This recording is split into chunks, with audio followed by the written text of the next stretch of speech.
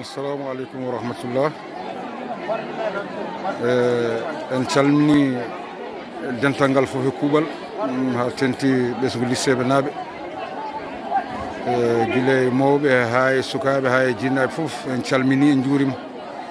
En mbino nane sen dañi jorseɗe ma e mbaɗ vidéo arde ƴewde programme ko fate la santé.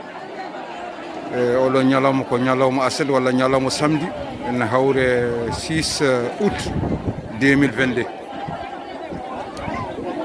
Ko weltana tan golle Lekseyba naaɓe ha tentine e fédéral juɓɓini golle ɗe, peyni golle ɗe, kadi bandiraɓe fof beltima hen.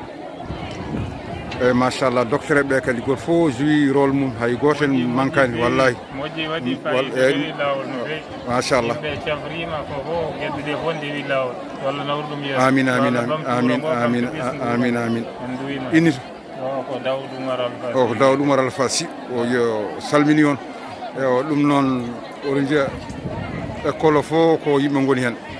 eyyi min hooram mi ari par de jeeyaɗe commission ko fate 72 heures e no garɗen ɗe eɗen jogui batte men no jettiɗen ɗe naat sans probléme. E won noon koye darde wona en tardani, en mbaɗama consultation, en ƴeewama, en bindinama ordonnance kadi machallah.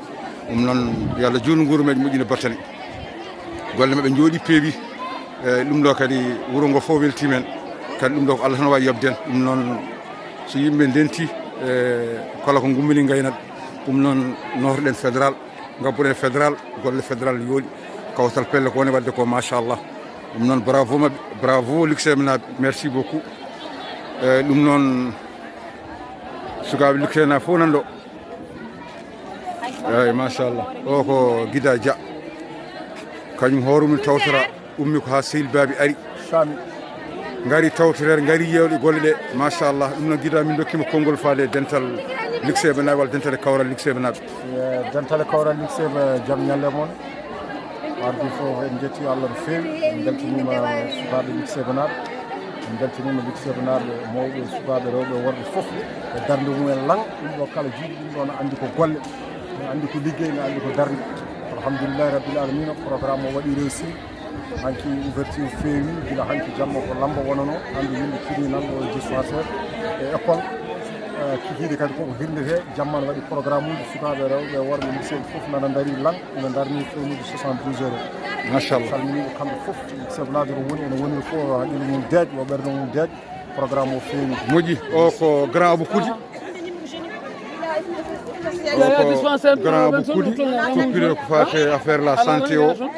kañumen gone toppitade wadde fof e programme uji e ƴewde yimɓe natirta, ƴewɓe kadi ɓe mbawa darde ɓe fof machallah. go fof daari banggue mum machallah. ɗum ɗo ko sukaɓe yontaɓe waɗɓe organisé ko fate 72 heures fof kamɓe goni ɗo machallah. gure ko kawtal pelle tigi waɗi ɗiɗo ñalɗi biyeteɗi 72 heures. ñalɗi ɗi noon ko waɗi ɗum ko kawtal pelle gam wawde kadi habde e caɗele gonɗe e wuuro ngo. kawtal pelle noon yidde siftinde yimɓeɓe rendino ko pelle Lekseyba naaɓe to ɓe mbawi wonde duuɗi baba adama e foof. ɗo kadi eɗen mbiya Lekseyba naaɓe to ɓe mbawi wonde foof ɓe ngala e pelle ɗe nde ɓe mbawata kadi nadde e ɗeɗo pelle nde tawno kawtal pelle ari ɗo ko wawde wallude en. nde tawno kadi so yimɓeɓe ndenti e doole keewa, so doole ɗe keewi noon ko jiɗɗen wadde fof eɗen mbawi wadde. hokkumen yeru oɗo maternité mo laamu waɗanani en keeɓi no wadde hen fodde wonde 30 millions dugoye. taw kadi ko sukaɓe Lekseyba naaɓe, pelle Lekseyba naaɓe jaɓɓe yadude kadi e kawtal pelle, mbawi kadi yuɓɓinde ɗeɗo goɗɗe. mbaɗi kadi oɗo 72 heures gam wawde kadi wallude population o. ɓe mbaɗi erago noon a dendagal e Lekseyba naaɓe notitima hen gam wadde kadi ɗiɗo ñalɗi pinal. ɗiɗo ñalɗi pinal noon mbaɗaɗi hen en jii kadi e waɗi ko wiyete lorgo leɗɗe, saabu hande leɗɗe ɗe ene cohla no fewi e nder leyɗele men ɗe pour wawde lidde ko wiyete désertification. ɗum noon kadi en beltinima dendagal kadi médecin ji meɗen jaɓɓe arde e ɗiɗo ñalɗi gam wawde kadi consultude population walla mbiyen kadi ɓesgu Lekseyba naaɓe. sen jii e nder 2017 waɗama fodde wonde ujunnaji ɗiɗi e temedde joyi neɗɗo waɗama consulté won hen ñabbuuli cuuɗiɗi mbawi kadi yiitede. ɗum noon eɗen jiiɗi e kala hitande wawde wadde ɗum wallude kadi e population o walla mbiyen ɓesgu Lekseyba ngu. ɗum noon eɗen ñaago bandiraɓe ɓe fof nde mbawata kadi wattude hen haqqille e ndeɗo fedde witende Kawtal Pelle. en jaari noon dendagal bandiraɓe tawtornaɓe en ɗiɗo ñalɗi pinal ha tengti noon e musidɗo men DG Tijane Thiam saabu teddinede ɗiɗo ñalɗi. en jii kadi mawni men baaba men hono Abdoul Wahabou Kane garɗo kadi tawtorede ɗiɗo ñalɗi. en jettimo hen no feewi. ɗum ɗon en calmini bandiraɓe ɓe foof e kuuɓal. en juurima ɗumen kadi en mbi kadi yo en tinno mbawen kadi toppitade pelle men ɗe.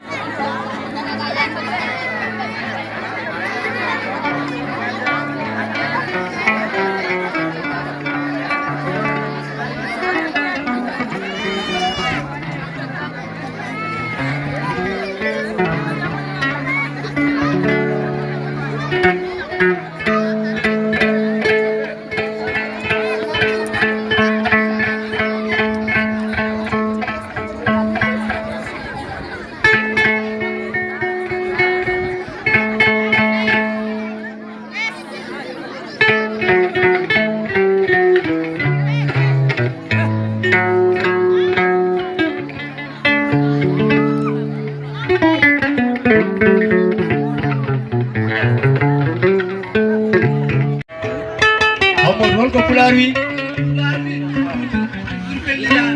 kunci laami ɓuri pelle laami tigi ko noon wi ɗimli ko ɗon jogii ko pular wi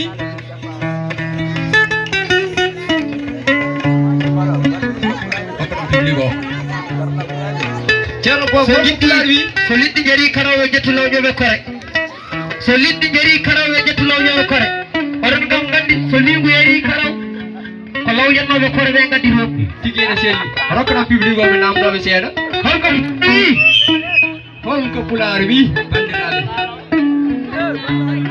ko pular sigal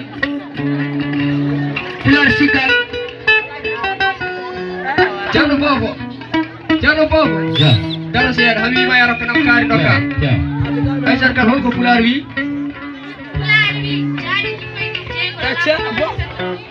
jaaɗo yimɓeɓe jeygol ala ko nawata pétrole Seydou Dia en dañi Dieynaba dakkama kelle tew dakkama bara yetti parti yagal Dieynaba Diallo holko pular wi wuro famdata mettat tan jimo waɗata jartan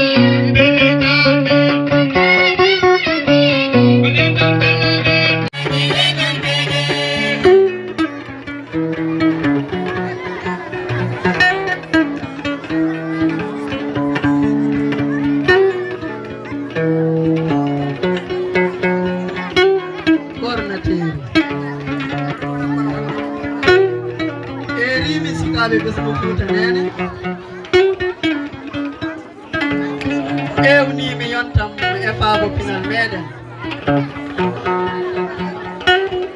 aadaji hanki parnorani moƴƴi donaɗi jooɗi goppama majji mutteji guuɓiɗi e dolokaji juutiɗi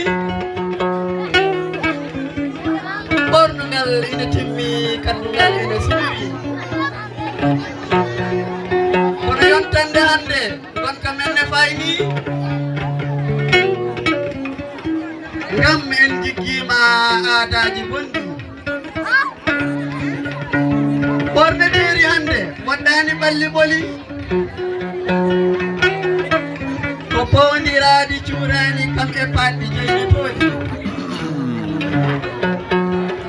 ko yornoɓe tuubaji e ñaƴiroɓe haruji famarɓe fayida ɓe teddinani comci kulol e kerse woɗaji fulɓe hanki jibinande joni fannori ko gacce yo nattu ndimbaji ko ella rendo meɗen